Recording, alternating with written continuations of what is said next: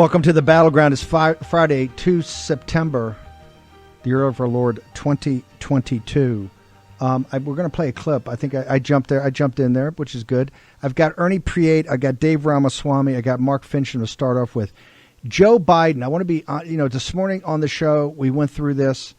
Joe Biden has walked back, as I talked last hour, Joe Biden has walked back his full-out assault on half of the nation. I say 2/3 of the nation. And the reason is he knows he's going to get smoked on 8 November.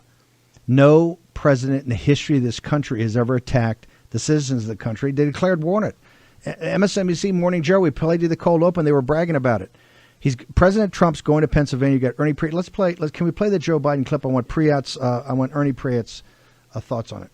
Mr. President, you consider all Trump supporters to be a threat to the country? Y'all, everyone, come on. Come on, look, guys. You keep trying to make that case. I don't consider any Trump supporter to be a threat to the country. I do think anyone who calls for the use of violence, fails to condemn violence when it's used, refuses to acknowledge when an election has been won, insists upon changing the way in which the rules you count votes. That is a threat to democracy. Democracy. And everything we stand for rests on the platform of democracy. You feckless old man. You feckless old man. Change the rules. Change the rules. We're going to have Dave Ramaswamy on here in a second, going to Molly Ball's article, cover story in Time Magazine where you bragged about it. What we want is certifiable elections. We want votes that are from American citizens. Chain of custody, right? Finchem is going to be on here. We're the ones fighting for democracy because we're fighting. All votes don't matter. Only certifiable chain of custody, legal votes from American citizens that are registered to vote in that area. That's what counts. And when that counts, you can't win. You are illegitimate. So look, today we backed you off, you gutless, feckless old man. We backed you off from your attack on all the American people, right? And all the Republicans. And now we're down to it. Yes, people call for political violence. We've never called for political violence in life. You're the one, your White House triggered the assassination attempts on myself and Marjorie Taylor Greene. That's what you're trying to do. Your followers. We don't care. We're not backing off 1 inch. And now we got you to back down, you hapless old man. You stood up there last night like Adolf Hitler, and today you're wandering around without your handlers. Well, I wasn't talking about everybody. Yes, you were talking about everybody. But you heard the blowback we gave you. And now, and then you said, well, political violence and election deniers. Yes, you're illegitimate. You're not the president of the United States. We can prove it. We've got the receipts in the battleground states, including the Commonwealth of Pennsylvania. And for you to sit there and go, people are talking about changing the rules. No mail-in. We don't want mail-in ballots. We don't want the no signature verification, no ID. The machines, take it all out. When you have to have real votes from real citizens on one day, you lose. You can't win. Democrats can only win if they cheat, and they hate me saying it. This is why they're sending around, they're trying to weaponize the police against us. Not the police fault. Police doing their job, but they don't know. They come in on the trigger, as they should. You think you're going to back us down? You're not going to back us down one bit. You back down. You already blanked. For any Democrat out there, any African American, any Hispanic, how can he back down already? He's in the mumble tank. Oh, I don't know. I wasn't talking about everybody. You were talking about everybody. Your Zen master, Jean-Pierre, stood up at the White House yesterday and said, well, anybody that's not in the majority is an extremist. That's all you talked about last night. You look like Moloch. You come out there, and today, why do you think the Chinese laugh at us? Why do you think the Russians laugh at us? Why do you think the Iranian, the mullahs laugh at us? Why do the drug cartels laugh at you? They know you're feckless, hapless, weak, and sad. Let's go to Ernie Preate, a guy that's not a combat Marine from Vietnam, one of the great men I know, at 81 years old, still a bull. Ernie, President Trump, Biden came last night to, I don't even know what to describe, Leni Riefenstahl's, triumph of the will in front. He defiled a place, not just for Pennsylvanians, but for all Americans, that is sacred soil. Independence Hall, where the Declaration of Independence was debated, where the guys that signed the Declaration of Independence understood that they were putting their lives on the line. They told them they were going to hang them for treason, right? Breaking off from the greatest emperor, the Constitution. 2 divinely inspired documents by divine providence in that building, and he lights it up in blood red, not even an American color, blood red, with the bizarre wings of the building in blue, look like underneath look like the Nuremberg rallies. That's where it was set up, and the camera down low, and he's up there with that bizarre shot. I said last night, that speech, that photograph, and that moment will live in infamy. When he's buried, when divine providence makes its decision, that will be in his obituary. That shot will live. It's burned in American memory forever. Ernie Preate. Disgusting display last night, defiling Independence Hall, defiling the place of the Declaration of Independence, the Constitution of the United States, for a political speech that didn't unite but divided and threatened millions and millions of Americans, half the America. I mean, the headline in today's Scranton Times is this. It says, Trump and allies are a threat to the nation. Now, that's you and I, Steve. And I'm wearing a globe and anchor over here after 3.25 years in service in the Marines, 13 months in Vietnam. And this guy that never put a goddamn rifle up to his shoulder is calling me a threat to democracy. I risked my life for 13 months for him to call me right now a threat to democracy, and all the other people. And he used those enlisted men Marines as a backdrop, like Hitler. How disgusting. They should be condemned. They're trying to walk it back now by saying, oh, it's only the ultra MAGAs. What? Because you believe in the right to life? You're an ultra MAGA? No. Because you because we backed them off. They know that. Fetterman, and Shapiro, if they don't condemn it, they're part of it. And it's the whole thing. They don't get to walk it back now. He gave the speech, and they're clapping last night. They're sending out their tweets. They own this. They own this. They went after the American people. On Morning Joe, we had the clip. They said, yeah, it was a declaration of war on 60% of the American people.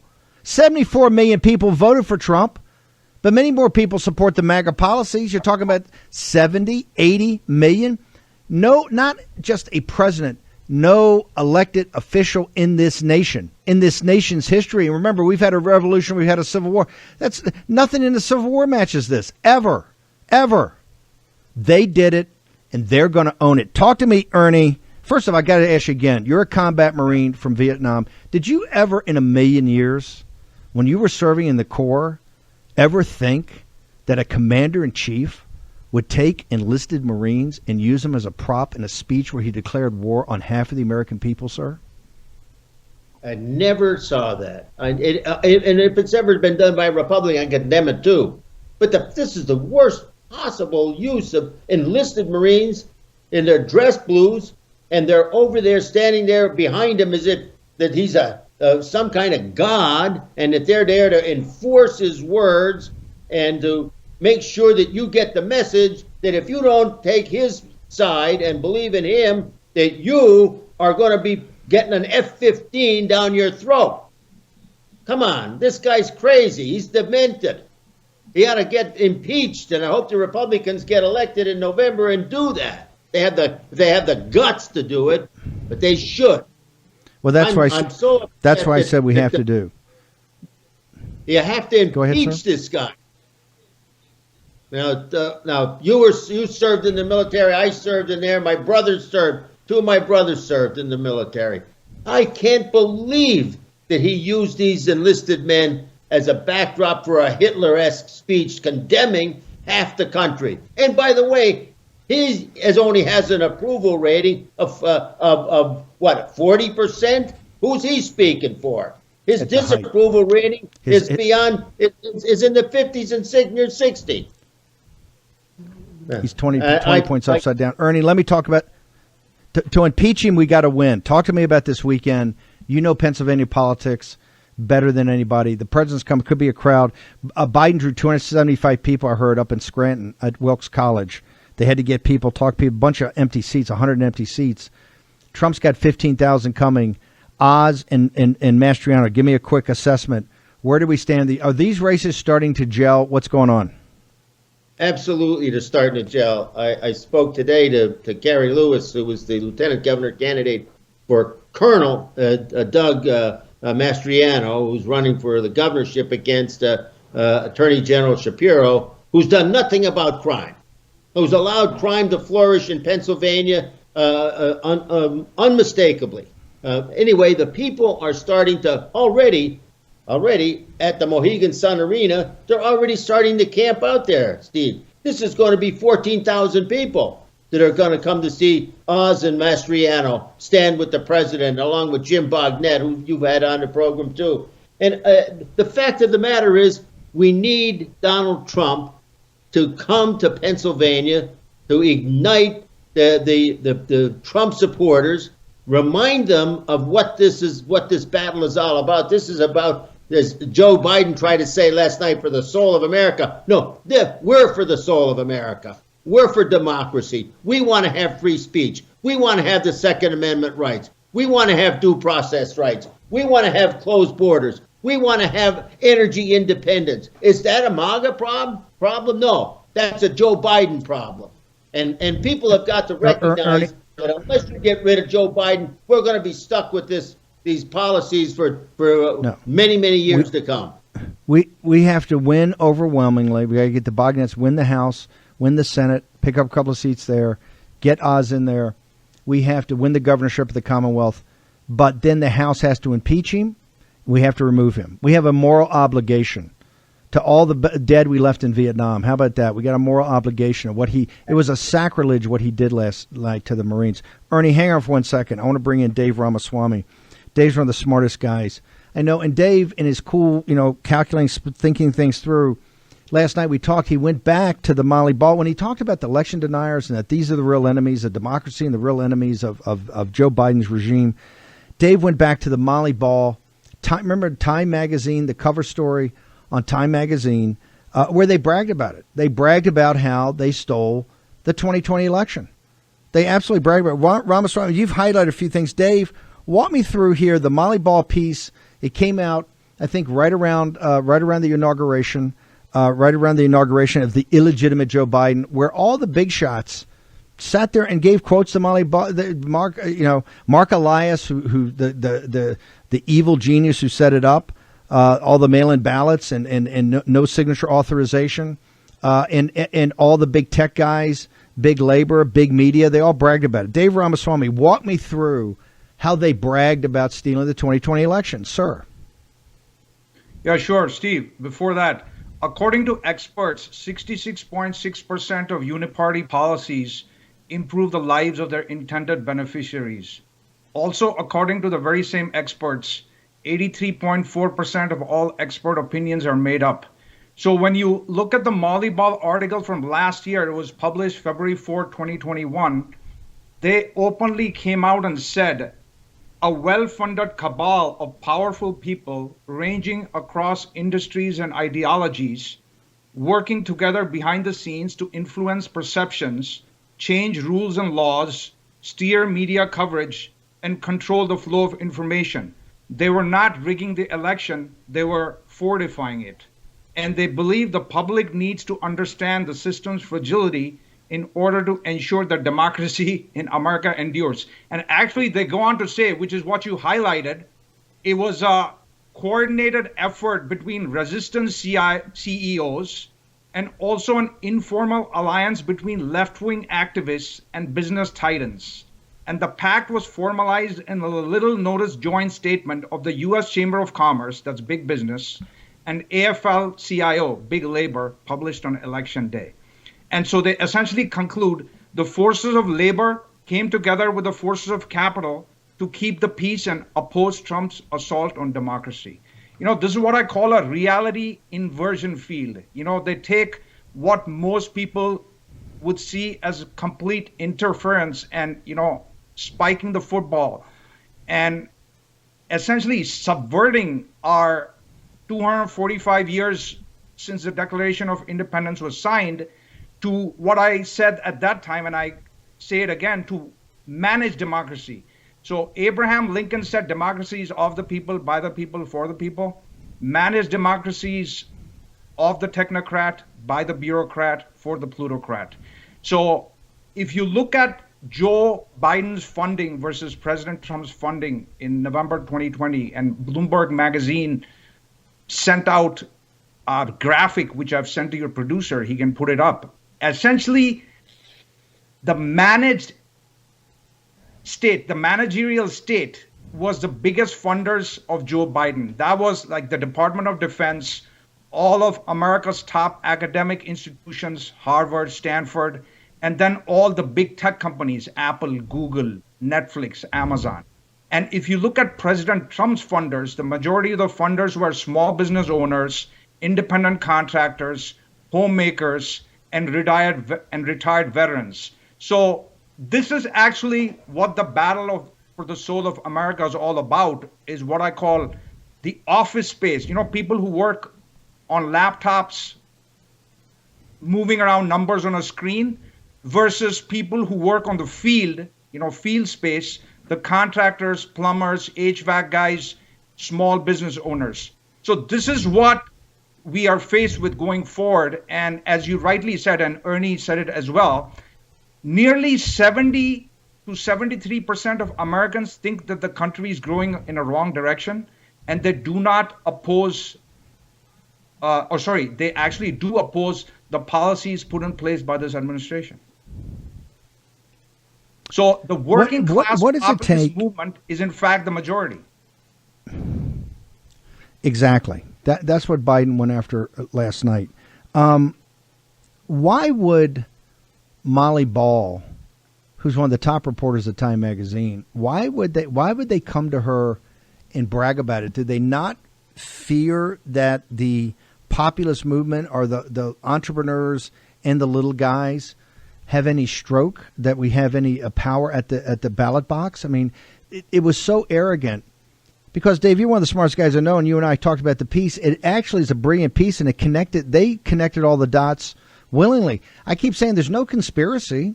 They walked you through it. They walked you through how they had an interactive system to actually do this. Dave Ramaswamy. Sure, Steve. Many people in civics class learn that the three branches of government are the executive, legislature, and judiciary. I say in the managed democracy, you don't have three branches of government. You have the three stooges of government, which are BlackRock, Pfizer, Lockheed Martin. And then the fourth branch is like Facebook, big tech. So what the Molly Ball article highlighted is this cabal of big business CEOs, the Fortune 500 multinational globalist companies, working alongside big labor. These are all the unions, consortium of unions under the AFL-CIO.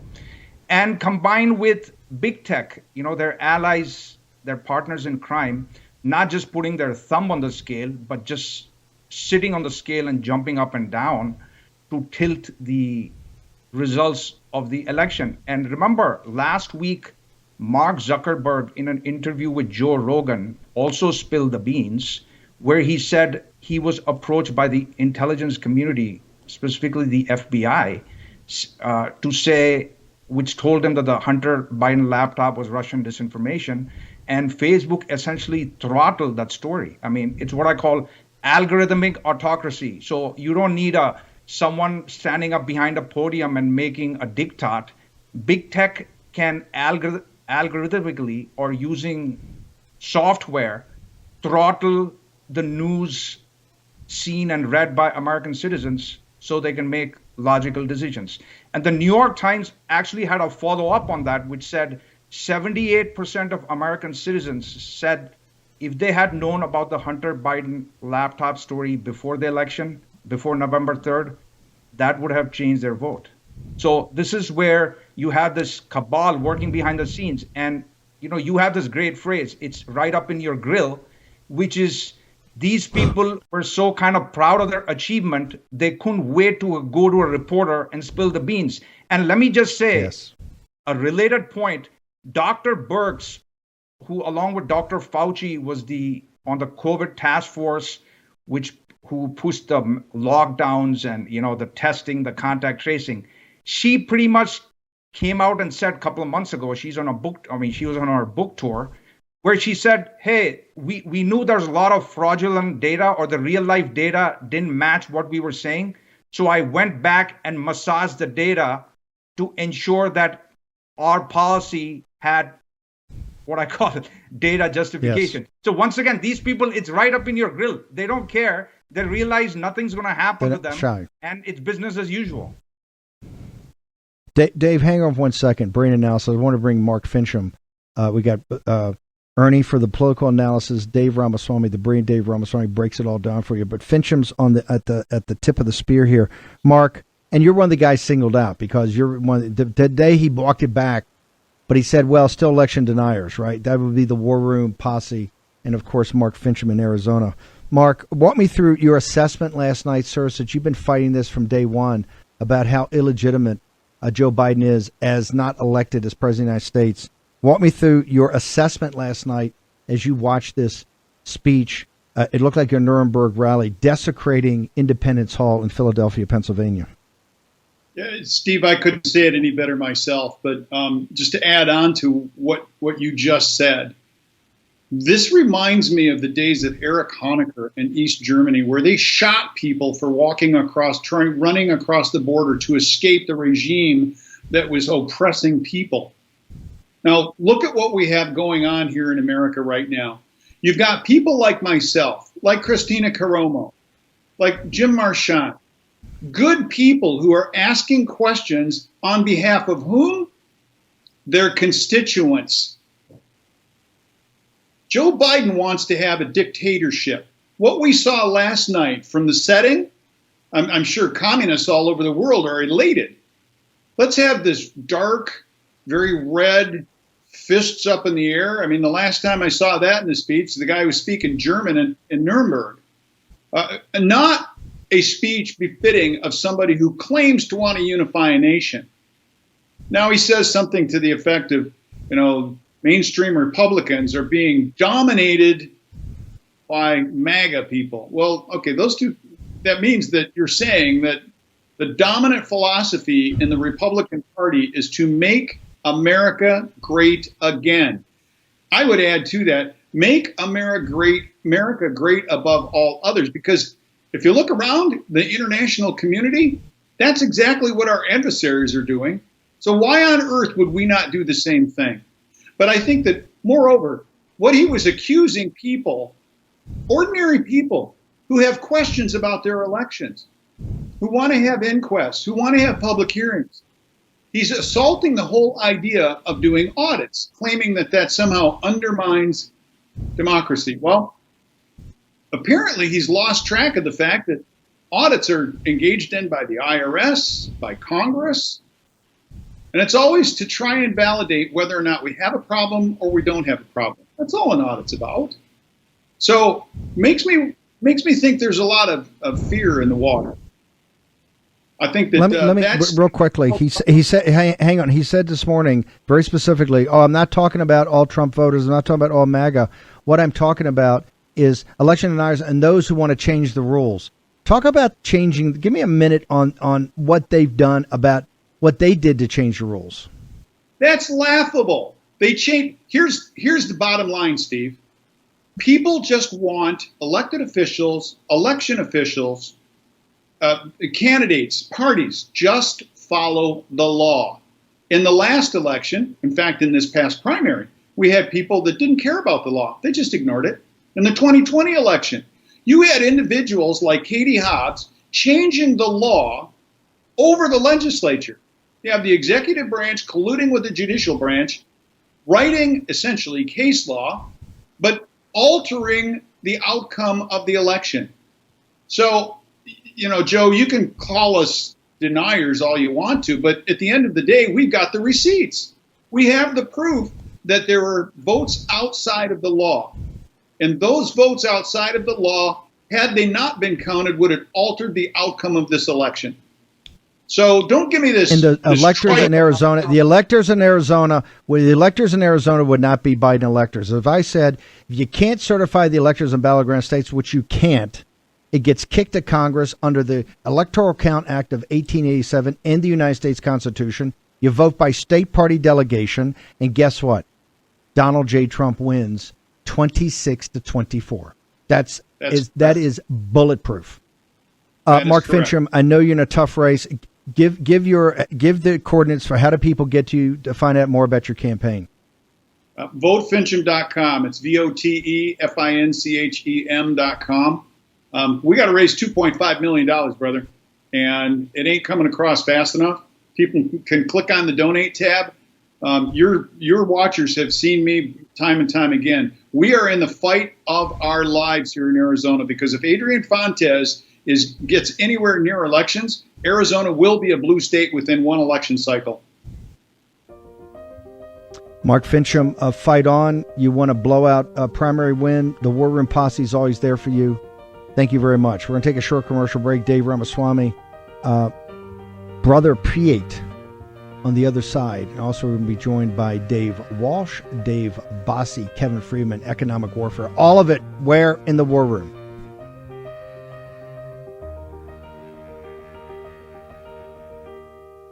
War Room Battleground with Stephen K. Bannon. Okay, welcome back. First off, I want to go back to Dave Ramaswamy. Dave, you don't do social media, correct? In other words, if you want the brains of Dave Ramaswamy, you got to come to either Dr. Gina Loudon on Real America's Voice or to the War Room. Is that essentially correct? I know you do a lot of commentary, but you've basically come to Real America's Voice to get Dave Ramaswamy? Yes, absolutely, Steve. And people can watch my stuff on your show, on Gina's show, on Rumble. Yeah. Other announcements, we're going to do more stuff with Dave because he's so brilliant, and I'm going to talk him eventually into writing a book.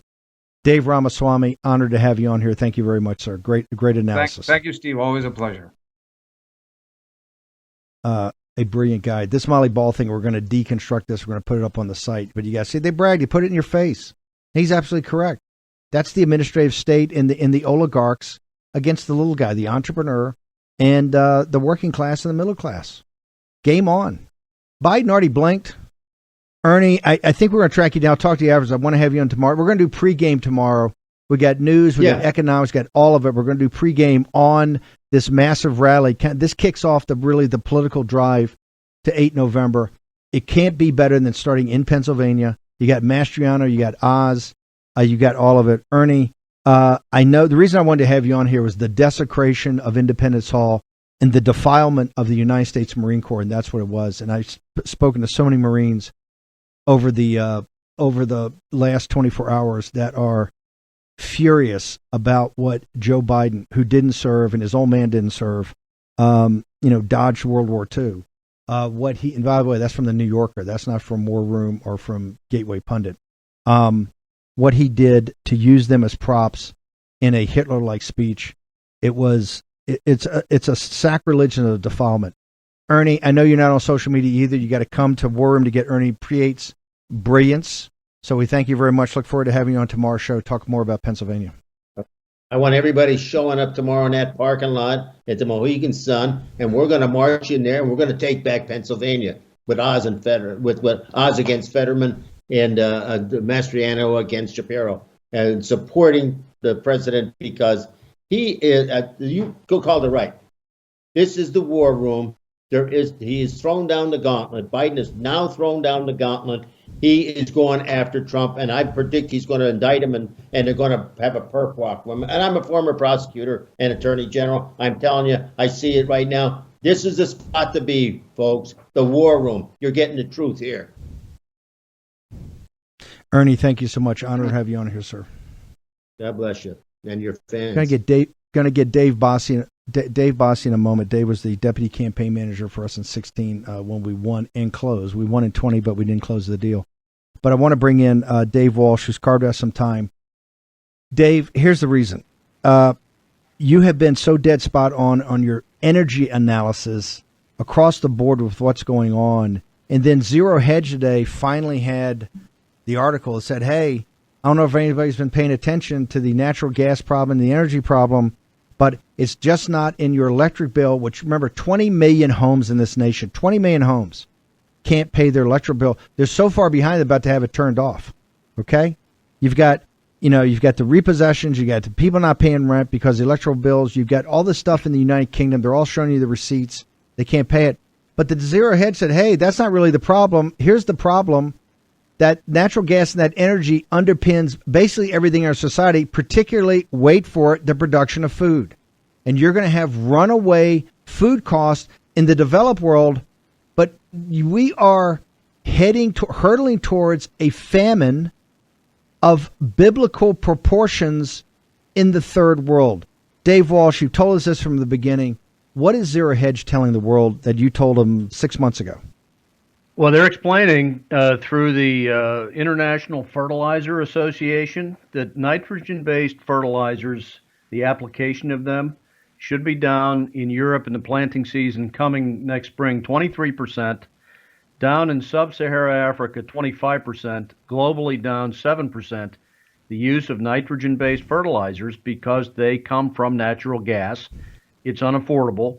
So massive reduction of the use of the application of those basic core fertilizers, nitrogen-based, coming from natural gas, will mean more importation of food to Europe, which is going to come at the expense of underdeveloped Latin America, sub-Saharan Africa specifically.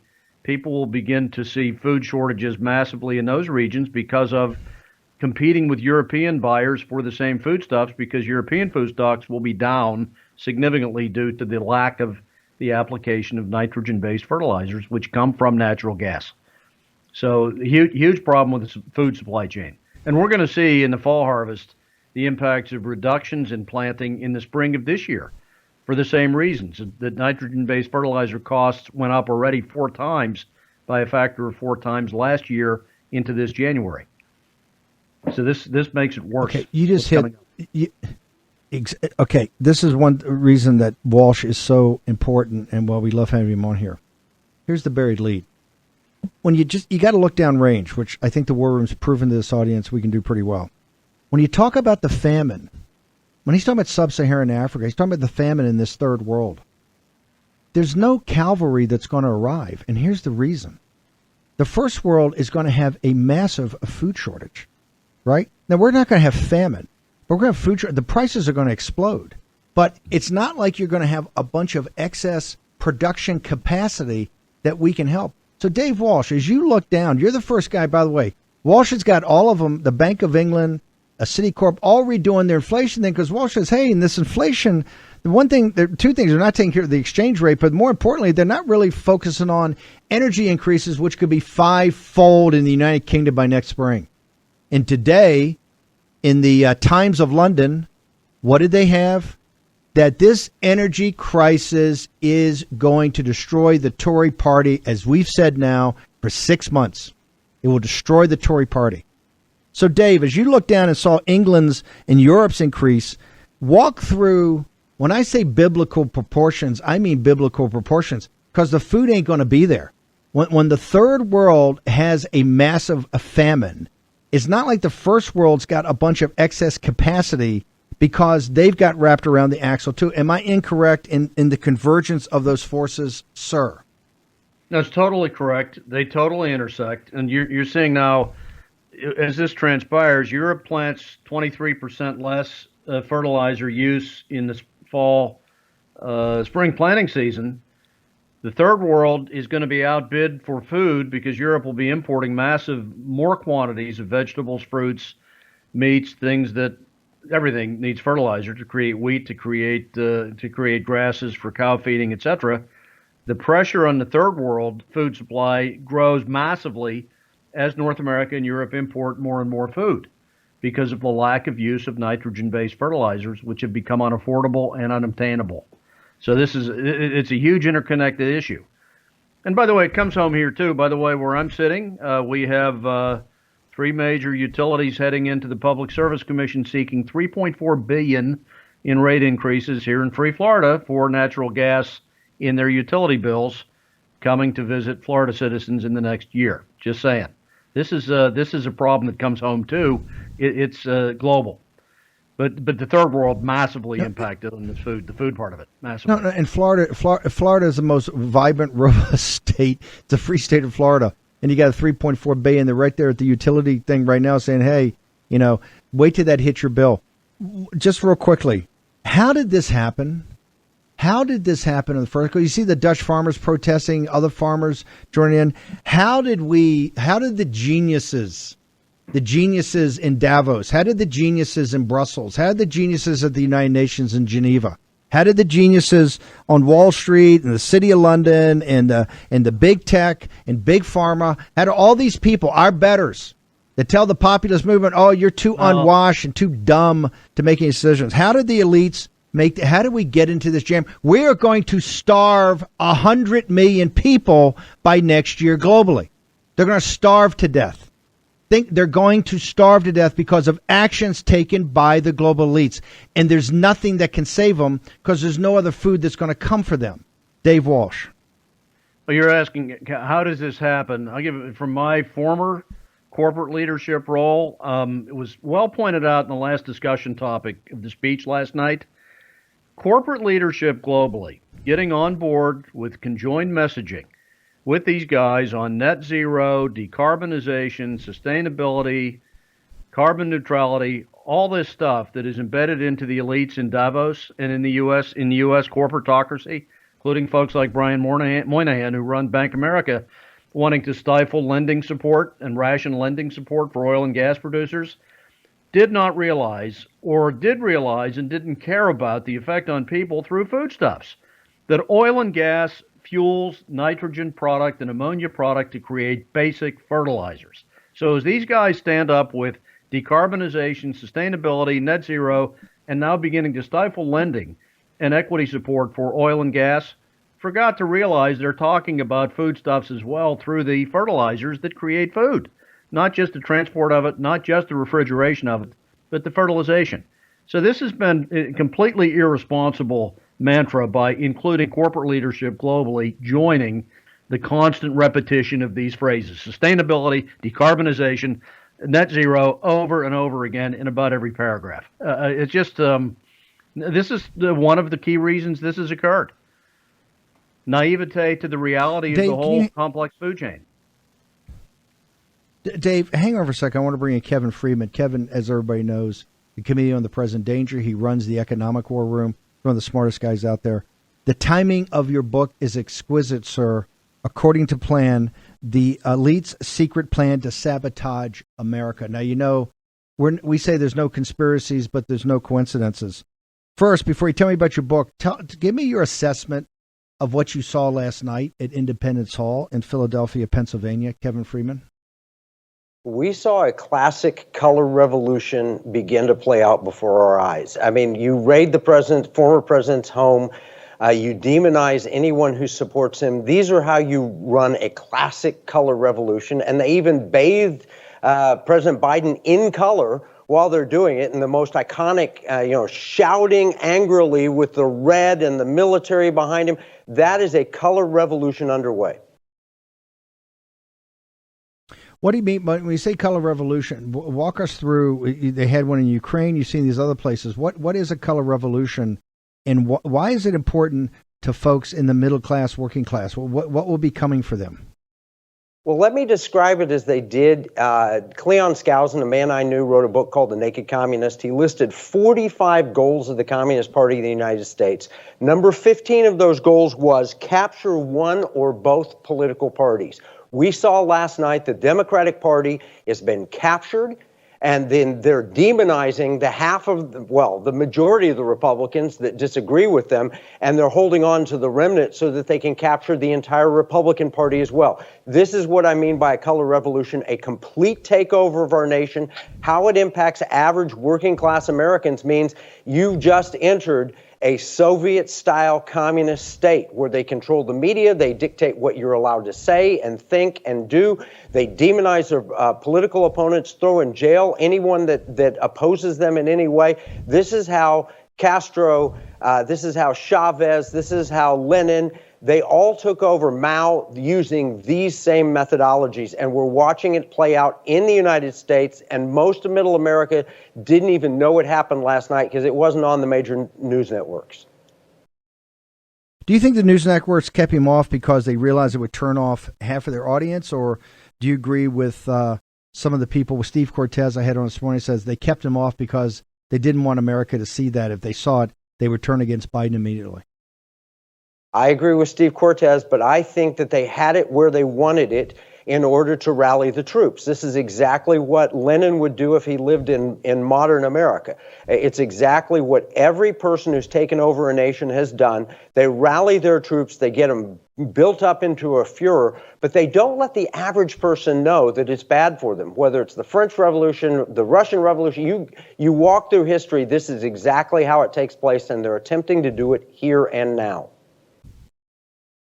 Talk to me about, look, you've been on the Committee of Present Danger. When we talk about unrestricted warfare, which the CCP has been run against us, you talk about on the spectrum of warfare, information warfare, you talk about cyber warfare, we talk about economic warfare, and kinetic is always the one that you get to the end. Now, we may be looking at some kinetic war now in the South China Sea and around Taiwan because we're so weak. But economic warfare, you've been an expert on this, particularly focusing on the Chinese Communist Party and its assault on the United States of America. Taking that expertise, walk us through the book, the plan. How did you come up with this, and what exactly is the plan? Well, according to plan, goes back to the idea of the Chinese Communist Party, going back to the Communist Party USA. It's a plan to take down America. The one thing that stands in the way of the Chinese Communists' perpetual rule over the whole world as the Middle Kingdom is a free, liberty-loving America. It's the same obstacle that the World Economic Forum, the Davos crowd, fears and sees in their way. George Soros said the greatest obstacle to a new world order is the United States of America. So both of them, coming from slightly different perspectives, both totalitarian, both wanting to control the world, see America as the obstacle. Sometimes they team up, sometimes they fight against each other. But the bottom line is, according to plan, is this isn't happenstance. A lot of people say, hey, President Biden, he's just incompetent, or he didn't mean that. No, they mean absolutely everything. Whether he's incompetent or not, someone has this plan. Whether it's the Obama team and Susan Rice or whoever's pulling the strings, they have this plan. And part of that plan was to bathe him in the red color last night to get him to speak these horrible things about their political opposition, calling us semi-fascist and everything else. That's part of the plan. But the other part of the plan is to capture the education institutions. And we've seen that. Part of the plan is to capture the medical industry. Part of them is to weaken our military. All of these hurt the United States and benefit the globalists and or the Chinese Communist Party. That is the plan. I call them out. I call them by names. I call them pigs, and I do it with reluctance, because the Bible says you should not speak ill of a ruler of your people. Well, guess what? They're not supposed to be rulers. They're supposed to be servants. So not only and according to plan do we call out the dinos, the Democrats in name only, who are nothing like the JFKs of the past. They're nothing like the people who loved America that called themselves Democrats. We call them out. We call out the rhinos. We call out anyone who wants to take away individual liberty, because that's the plan, is to destroy American individual liberty so that they can literally put a one world government in and control us. Is it a conspiracy theory? Well, it's their theory. They're the ones who propagated it. We publish exactly the data that shows that this is their plan. We show exactly how they're carrying out the plan. We name the names of the people who are doing it. And then we give an action plan for what do we do about it? How do we fight back? I want to go to back to Dave. Well, by the way, how do they get to the book? Book's up on Amazon right now. How do they get to it? Yeah, go to Amazon.com and look According to Plan by Kevin Freeman and do it that way. I need as many people to buy the book now. The Kindle is on sale for 99 cents if you want the Kindle version. We've got it on sale for a week. And then write reviews, because I know the left is going to come back hard and push back on this, and they're going to start writing bad reviews, and they're going to try and denigrate it or tear it down. I need your posse. Your posse is probably the best posse in the world to help me get this book in the top 100 of books and help get the word out and write reviews and really get this. When this gets out, people will be aware of the plan and they'll know what to do about it. I want to get that Amazon. So everybody go to Amazon. Let me go. In fact, we actually tracked down Dave Bossie. Dave, thank you for joining us. Give us a couple of thoughts. Last night, you were deputy campaign manager. You've been around forever. You've seen it all. Were you prepared? Have you ever seen anything like that, sir? The most disgusting, divisive, angry, hate-filled speech I've ever seen any American president give or read about. Forget seen, read about. This guy's, a hater. What he's done historically is the same thing. You look. He called Mitt Romney, who is not exactly a conservative movement guy.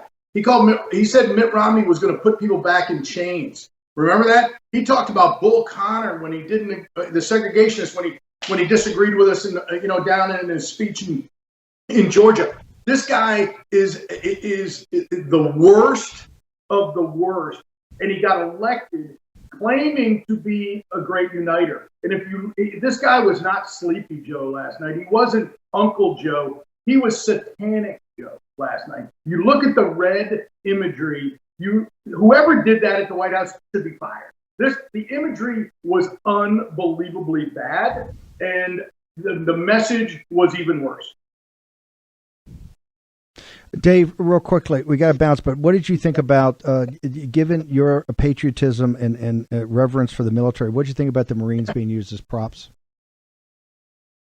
Well, it was quite frankly outrageous, and I'm glad to see members and veterans of all the armed forces out today complaining about those men being used as props. They're not props. It was outrageous. That imagery last night, not Joe Biden in the dark with the red lights, the blood red lights, clenched fists, and the military behind him harkened me back, and the words that he used harkened me back to what we saw in Europe pre-World War II, when leaders like this were dehumanizing, using dehumanizing language to tell their own people that their neighbors, their friends, their family are not human because they disagree with them. That's the beginning. This is a big, big problem. Dave, I know you're writing this up. What's your social media? We got to bounce. How do people get you on social media? Yeah, you can follow me, and I have a big piece up on Fox right now. Go to David_Bossie Twitter and Getter at Dave Bossie on Truth Social. Dave Walsh, you can go to at Dave Walsh Energy. You got to get it. The famine's coming, and Dave Walsh called it. Okay, see you tomorrow morning at 10 o'clock for the pregame.